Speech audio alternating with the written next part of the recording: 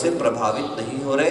अगर कर्मों से प्रभावित होते हैं तो वो हमारे लिए बंध का निमित्त बनेंगे, और अगर कर्मों से प्रभावित हो रहे हैं, नहीं होते हैं, तो वो किसी भी प्रकार से बंध का निमित्त बनने वाले नहीं।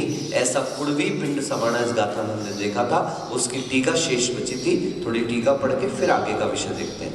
अथ ज्ञानिनो नवतर द्रव्याश्रव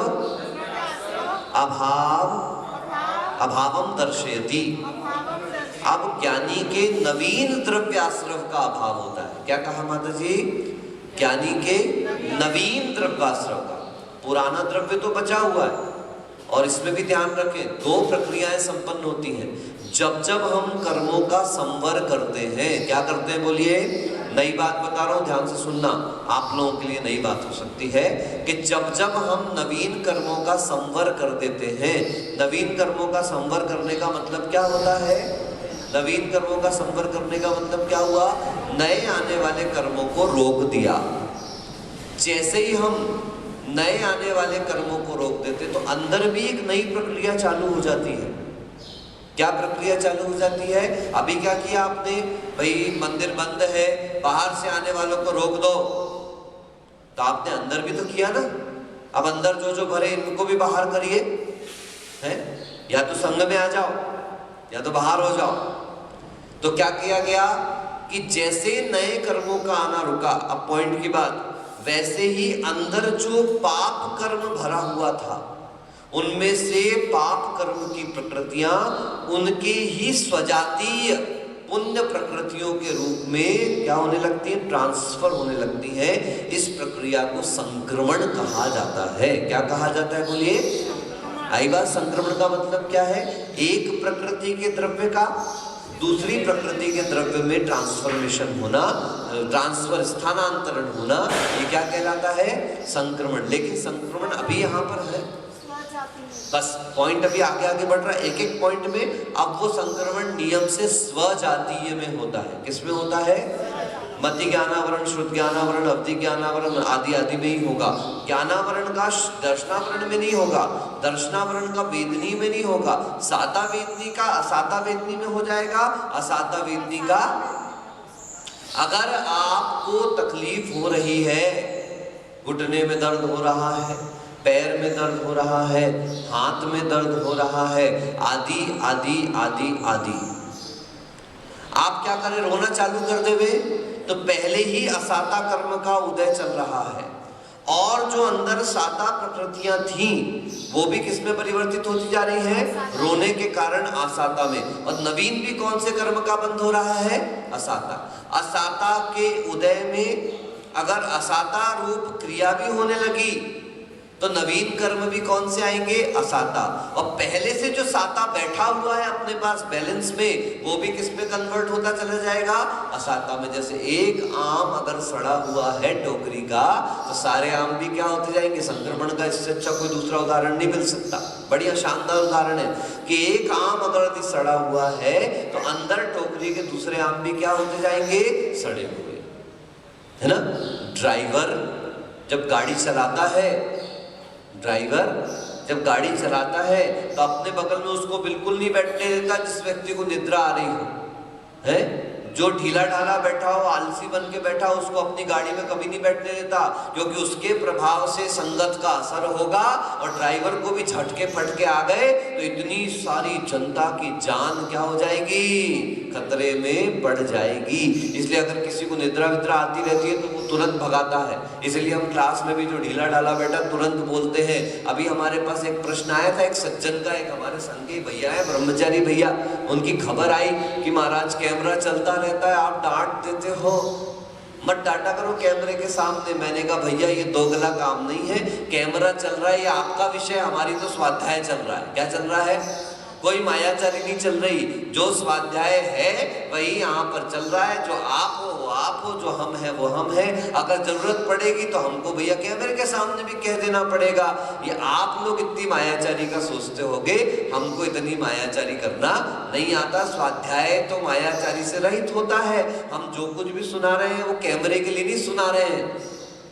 किसके लिए सुना रहे हैं? अनुकरण सागर जी है। और यदि आपको इतने दिन सुनाने के बाद भी कमर सीधी ना हो तो फिर क्या करना पड़ेगा? फिर महाराज को तीखा बोलना पड़ता है, फिर महाराज को तेज बोलना पड़ता है, फिर दिख जाता है कि महाराज तो बहुत गुस्सा करते हैं, महाराज तो बहुत तेज बोलते हैं। लेकिन हमको तो इतना पता है, अगर अपने संग को सुव्यवस्थित करने के लिए कभी तीखा भी बोलना पड़ता है तो तीखा भी स्वादिष्ट ही बनता है। कब? जब उसके परिणाम मिलते हैं तब। षटखंडागम में संभवतः 6वीं पुस्तक में कहीं पर आया है, अगर शिष्यों को अनुकूल करने के लिए, अनुशासित करने के लिए अगर गुरु को संक्लेश करना पड़ता है, कषाय करनी पड़ती है, तो वह बंध का कारण नहीं बनती है। अगर मैं किसी को दबाने के लिए संक्लेश करता हूं, अगर मैं किसी को दबाने के लिए कषाय करता हूं, तो वह बंध का कारण होती है। और अगर वह मेरा उद्देश्य निर्मल है, आपका मार्ग सुंदर हो, व्यवस्थित हो, आप सही चलो, आपको देख करके 4 लोगों को अच्छी शिक्षा प्राप्त हो, इसके उद्देश्य से अगर कहा जाता है तो वह मेरे लिए बंध का कारण नहीं है, तो आपके लिए भी संक्लेश का कारण होना।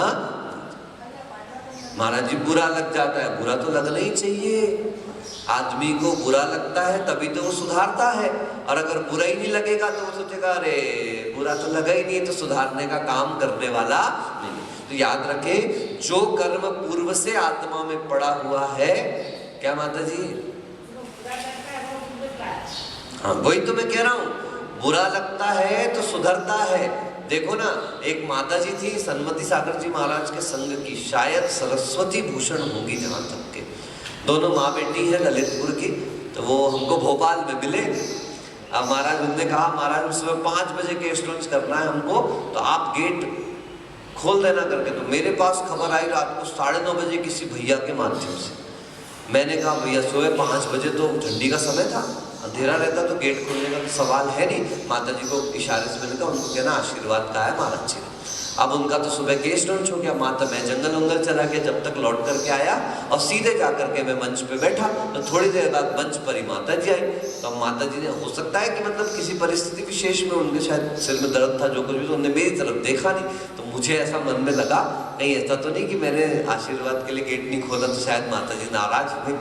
और उनका प्रवचन तो बहुत अच्छे से हो गया, बाद में मेरा प्रवचन हुआ। तो मैंने कहा भैया देखो, बुरा मानना हो तो माता जी जैसा मानना। क्या कहा? बुरा मानना हो तो माता जी जैसे मानना। तो माता जी मुझे देख के हंस रहे, मैंने सुनो तो पूरी बात, कि संसारी प्राणी बुरा मानता है तो दूसरे का बुरा करता है, और संत बुरा मानते तो अपने ही उखाड़ना चालू कर देते। वो बुरा मानता है तो दूसरे वालों को उखाड़ने लगता है, और संत बुरा मानते हैं तो अपने वालों को उखाड़ लेते हैं। इसलिए ऐसा उखाड़ना, लेकिन ये भी कषाय में मत उखाड़ना। क्या कहा? कोई भी क्रिया, कोई भी त्याग कषाय में आकर के नहीं करना चाहिए। कषाय पूर्वक किया गया त्याग किसी भी प्रकार से कर्म निर्जा का कारण नहीं बनता है। आप उपवास करें, सुख के साथ करें, विवेक के साथ करें, वैराग्य के साथ करें, गुस्से में आकर के वो नहीं करना। अपना तो सीधा आचार्य जी कहते थे, अगर किसी से लड़ाई करने का मन हो रहा है तो 2 रोटी और ज्यादा खा के आ जाना। लड़ने के लिए भी तो हिम्मत चाहिए। अब तुम्हारे अंदर हिम्मत ही नहीं होगी। उस दिन मैंने सुवर्षमत जी को डांटा है, तो हिम्मत ही नहीं थी शरीर में, छुओ तो भी टपक जाए। इसलिए भैया पहले खा के आओ अच्छे से। क्या ताकत तो होवे अपने शरीर में, कल को चैत्यवती सामने खड़े हो जाए तो ताकत तो होनी चाहिए शरीर में। अब चैत्यवती को देखो और आपको देखो। इसलिए उपवास कर लेना माता जी, हम तो मना करते ही नहीं है कि उपवास मत करना। आप तो बहुत उपवास करो, मैं तो कहता हूँ मेरे संग के सारे साधु 10-10 उपवास करें, 16 कारण के 32-32 उपवास करें। हमारा संघ भी प्रसिद्ध हो, जैसे प्रसन्न सागर जी उपवास कर रहे हैं, आराध्य सागर जी उपवास कर रहे हैं, विशुद्ध सागर जी के शिष्य कितने उपवास हो गए बताओ? हैं 80 से ऊपर हो गए शायद उपवास।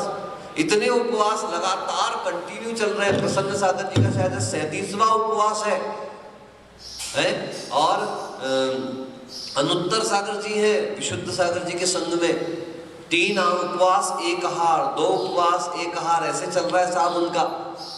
तो मैं तो कहता हूं आप भी खूब उपवास करो, लेकिन अभी वर्तमान की परिस्थितियां कह रही हैं कि शरीर को भी, जैसे आत्मिक शक्ति तो अपने पास है, मगर अभी शरीर को भी इम्यूनिटी की आवश्यकता है, रोगों से लड़ने की क्षमता अपने अंदर होना चाहिए।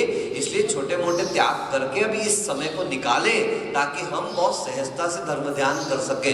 नहीं महाराज, अभी एक जन आए, कल एक चौके में एक महापुरुष आई, बोलती पारसनाथ सब संभालेंगे। अब हो सकता पारसनाथ यही सोच के बैठे कि ये संभले तो मैं संभालूं, है क्या? पारसनाथ यही सोच के बैठे हो? क्यों दीदी, गलत तो नहीं बोल रहा? उन्होंने यही जवाब दिया था, पारसनाथ संभालेंगे। मुझे बहुत तेज गुस्सा तो आया, पर अपन अभिव्यक्त चौके में तो कर नहीं सकते, मौन में गुस्सा और बुरा हो जाता है। मैंने कहा बिल्कुल गुस्सा अभिव्यक्त नहीं करना, विकल्प हुआ, लेकिन मैं हंस भी गया। मैंने बोला ज्ञानी को कोई समझा सकता, खाली स्लेट में लिखना सच में बहुत आसान है, लिखी हुई स्लेट पे लिखना बहुत कठिन काम है। आप किसी गृहस्थ को बोलो तो वो मान जाता है, लेकिन आप किसी व्रती को समझाने को जाओ तो व्रती मानने को, व्रती जिद्दी होते हैं। लेकिन महाराज जिद्दी थे तब तो इस मार्ग पे आए, लेकिन हर जगह जिद्दी होना, कभी गुरु वचनों के आगे जिद्दी मत हो जाना।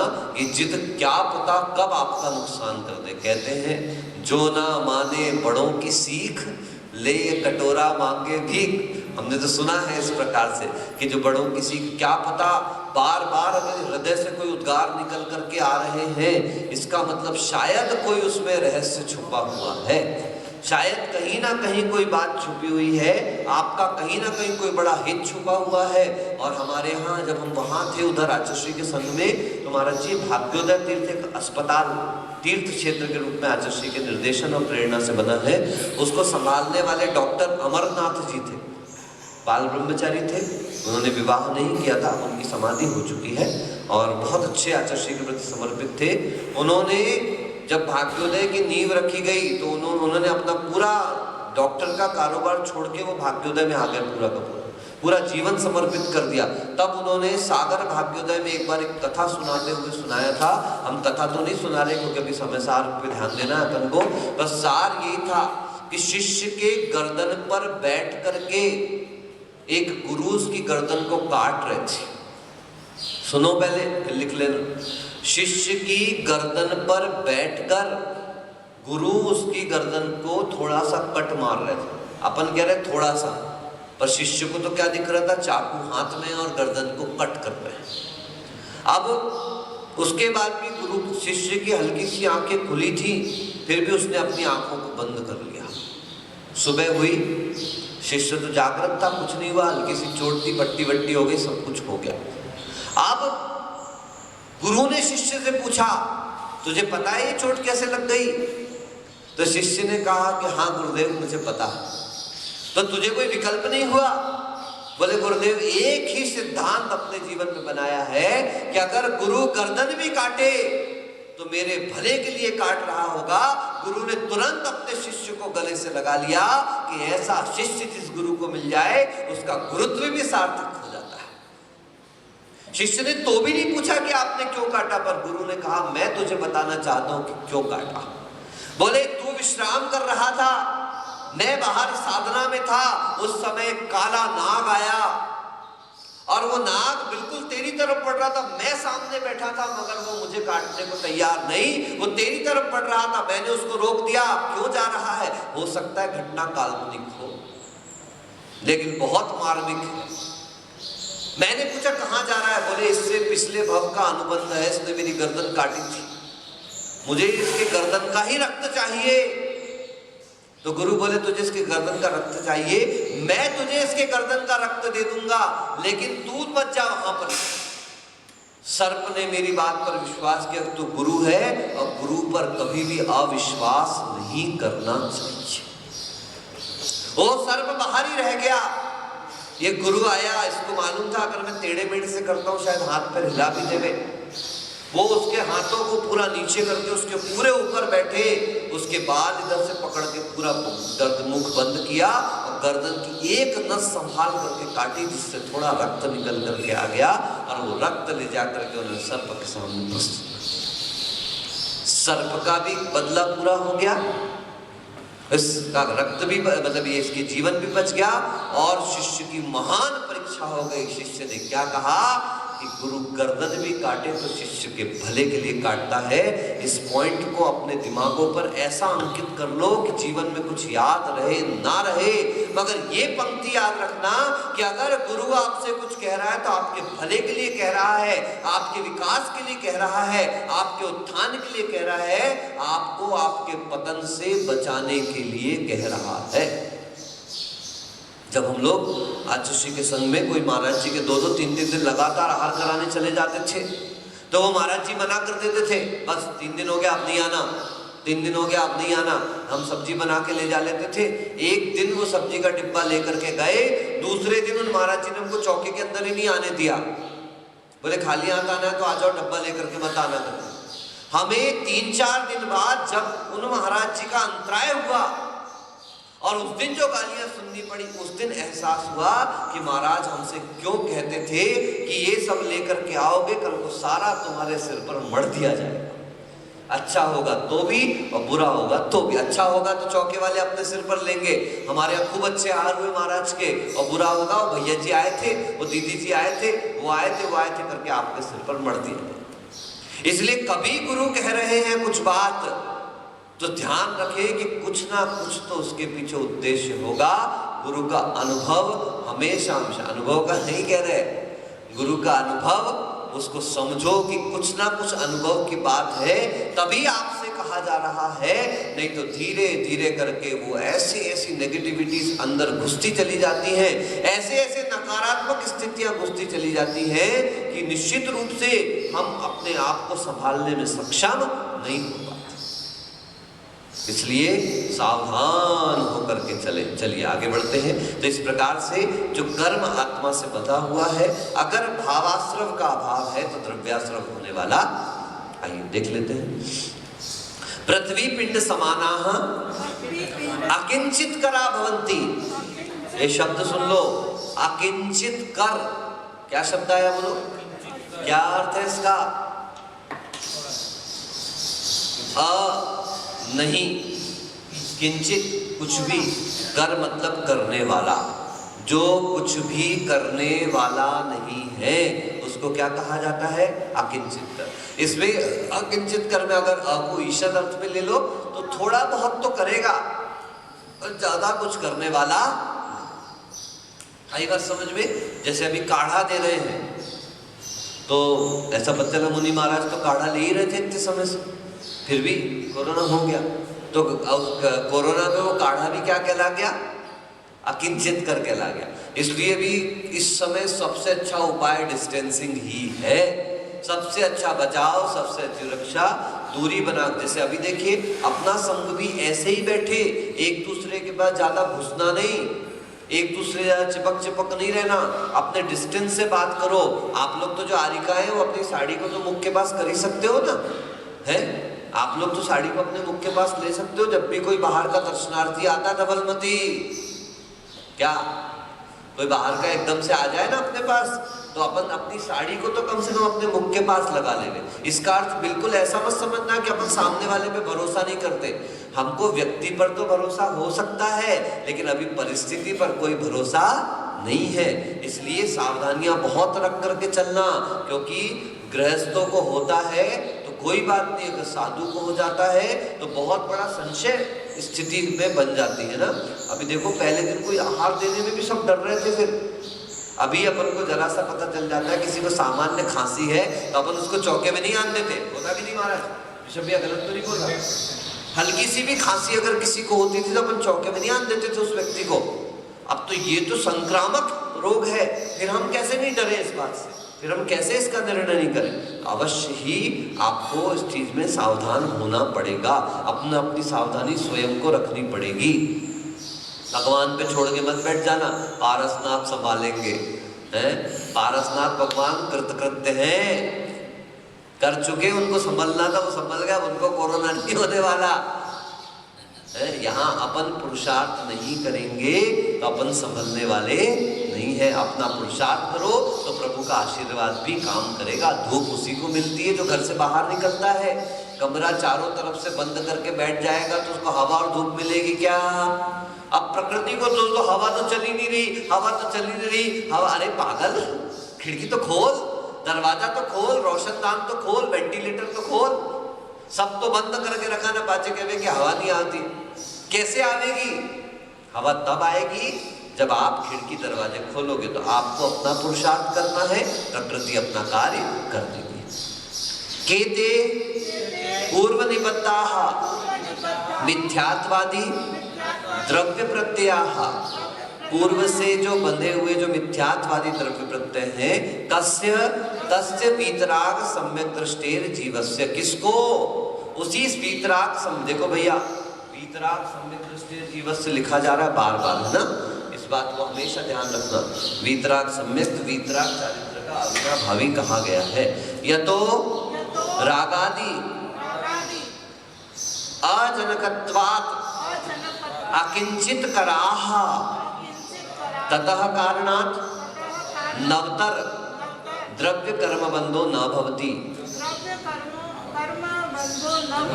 जो रागादि को उत्पन्न न करने वाला होने से, अकिंचित कर होने से नवतर द्रव्य कर्म बंध का कारण नहीं हुआ करता है। तर्हि पृथ्वी पिंड समानाः सन्तः केन रूपेण तिष्ठन्ति। तो भी भैया हमारा एक प्रश्न है कि पृथ्वी पिंड के समान वो कैसे होता है, वो हमें बताइए। कार्बन शरीर रूपेण एव ते सर्वे बद्धास तिष्ठन्ति। देखिए, ऐसा नहीं है कि कर्म आत्मा में नहीं है, ठीक है, ऐसा नहीं है कि कर्म आत्मा में नहीं, वही कर्म आत्मा में बैठा हुआ है। मान लीजिए घुटने में दर्द हो रहा है, आप सामायिक करने के लिए बैठे, घुटने में दर्द हो रहा है, किस कर्म के उदय से हो रहा है पूज्य साधक जी? असाता वेदनीय कर्म के उदय से हो रहा है। वैसे तो 7 कर्म काम कर रहे हैं, लेकिन अभी मूलतः कौन सा कर्म माना जाएगा? असाता वेदनीय। अब उस असाता वेदनीय कर्म के उदय से घुटने में दर्द तो हो रहा है और आप ध्यान में बैठे हुए, 5 मिनट और शेष बचे हुए आपके सामने। अब आप क्या चिंतन कर रहे हैं उसमें? बस 5 मिनट तो और बचे हुए, इतना देर सहन किया है, थोड़ा सा और सहन कर देते हैं।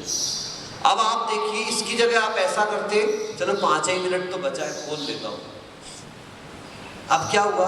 वही कर्म जो आत्मा में था, दूसरी कंडीशन में उसने आपके असाता की और वृद्धि कर दी, नवीन कर्म का बंध करा दिया, ठीक है ना, अपहरण संयम। जबकि आपने ये विचार किया था 5 मिनट तो और है, इतनी देर और सहन किया तो पैर टूट थोड़ी ना जाएगा। आप मुझे बता दीजिए, पैर में दर्द हो रहा तो क्या पैर टूट जाता है क्या? नहीं, अलग हो जाएगा, ऐसा लगता है अलग हो जाएगा। जब मैं पहली बार लंबे ध्यान में बैठा, लगभग पहली बार जब लंबा ध्यान किया था, तो लगभग मुझे ध्यान है कुछ 36 घंटे करीब कंटिन्यू बैठे थे। तो पहला 5 घंटे में आसन बदला, दूसरी बार लगभग 4 घंटे में आसन बदला, उसके बाद 3-3 घंटे में आसन बदलते थे। 3 बार बदलने के बाद फिर 1.5 घंटे में हमने आसन बदले, और उसके बाद 20-20 मिनट में भी हमारे आसन बदले। फिर उसके बाद ऐसी स्थिति हुई कि 6 घंटे तक आखिरी में हमने आसन नहीं बदला। जो आखिरी उठे 36 घंटे का जो 6 घंटे बचा था, उसमें हमने आसन नहीं बदला। क्यों? क्योंकि फिर उसके बाद हमारे वो जो 6 घंटे, अब सारे एहसास ही समाप्त हो गए। कंटिन्यू इस तरीके से बैठने के बाद पहले झिझरी चढ़ती रही, उसके बाद तो एहसास ही, पहले लग रहा था खत्म यार, अब तो मैं गिरा, कुछ नहीं गिरा, चलता रहा।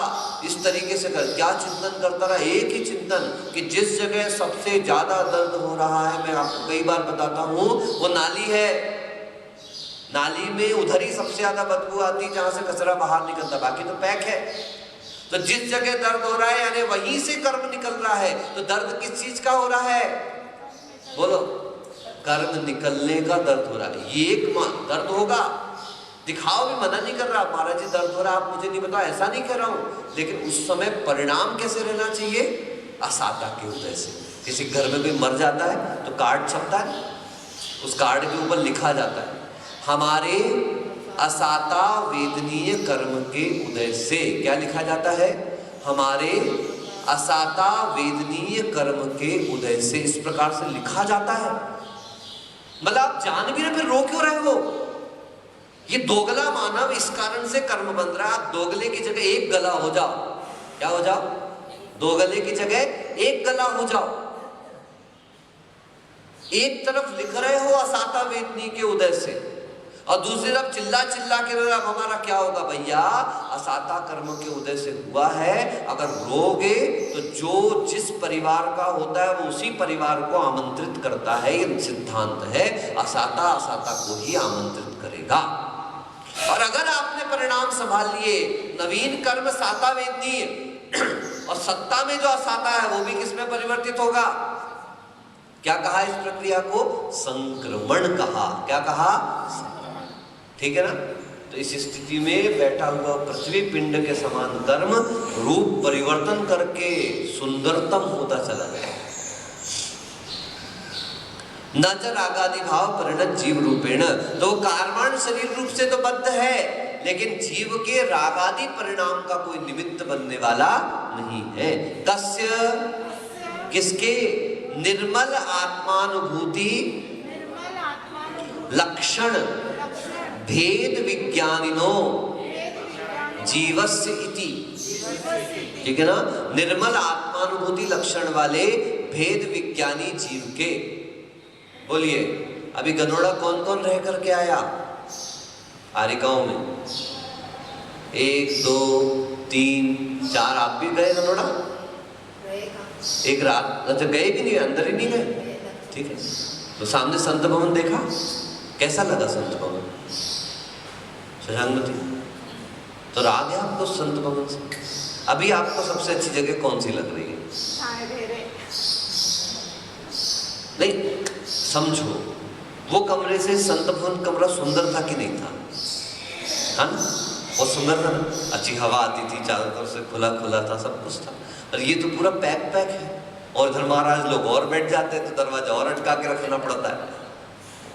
फिर भी वो कितना भी सुंदर संत भवन था, एक रत्ती भर भी आपको उसके प्रति राग नहीं। क्यों नहीं? जहां रहना नहीं, जहां जाना नहीं, वहां कोई राग भी नहीं। बस पॉइंट समझना कि ऐसे ही जो कर्म आत्मा में पड़ा तो हुआ है, और उसके उदय आने पर भी अगर हम तत्संबंधी राग द्वेष नहीं कर रहे हैं तो वह हमारे लिए दुख का कारण बनने वाला है ही नहीं। अगर हम कर रहे हैं, फिर वो देखो ना, पुष्पडाल और वारिशेन, इन्हीं की कथा है ना? वारिशेन महाराज की 1 से 1 8 32 थी, 8 चौको 32 लो। अच्छा, 8 तो जम्बू कुमार की थी, तो 32 एक से एक सुंदर स्त्रियां, और वारिशेन की एक आंख कनफेड़ी वाली। कनफेड़ी क्या? भेड़ी वाली।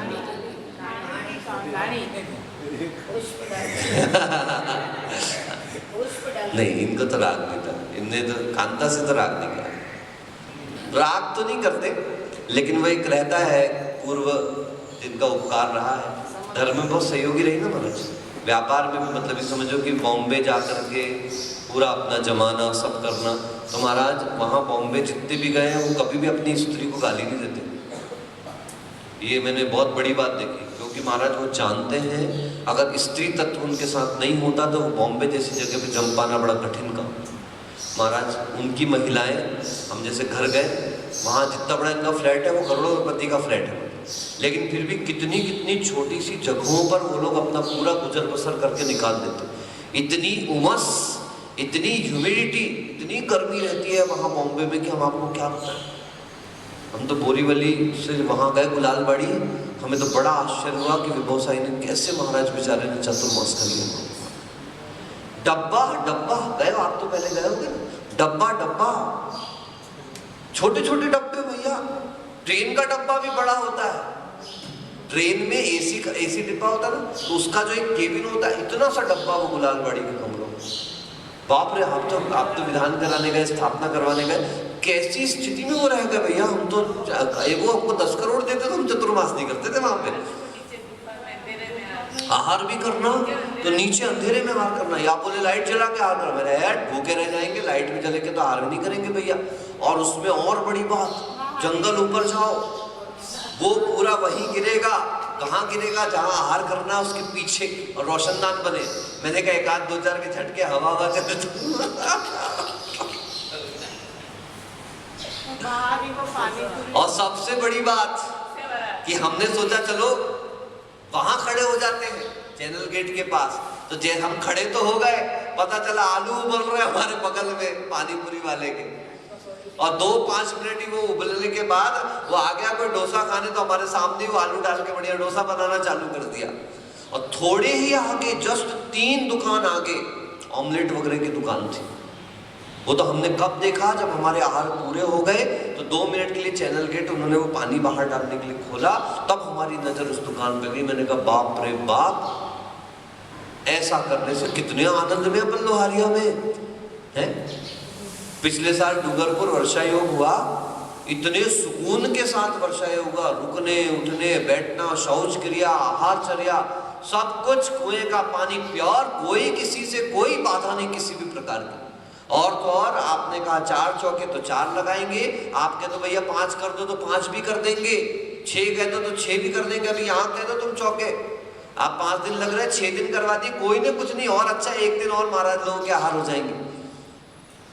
तो अपन ऐसी जगहों पर, हालांकि बंबई में भक्ति बहुत है, ऐसा नहीं कह रहा मैं कि मतलब वहाँ की भौगोलिक स्थिति अच्छी नहीं है, लेकिन भक्ति के मामले में मैं समझता हूँ कि गाँवों से ज्यादा यहीं के लोग तो सब वहाँ गए, कैसे साकीनाका, मुलुंड, मलाड, मीरा रोड गए थे, भाईंदर गए थे, बोरीवली के दोनों स्थान ईस्ट वेस्ट, उधर खार गए थे। हमें ऐसा लगता था अपन को तो जानता कौन है भैया, कौन आएगा, लेकिन एक दिन भी मुझे मुंबई में ऐसा नहीं लगा कि यहाँ पर श्रावकों में भक्ति ना हो। 50-50, 70-70, 100-100 लोग विहार में, रेगुलर विहार में। बस सबकी एक रिक्वेस्ट रहती थी कि बाबूजी सुबह के समय विहार करना है, क्योंकि दिन में बिहार में आने में हम तो चलो दुकान बंद करके भी जाएंगे आपके लिए, लेकिन वहाँ इतनी ज्यादा भीड़ रहती है रास्तों पर कि विहार करना इतना संभव नहीं, इसलिए अर्ली मॉर्निंग ही विहार करें। बहुत अच्छा विहार हुआ, सब कुछ हुआ।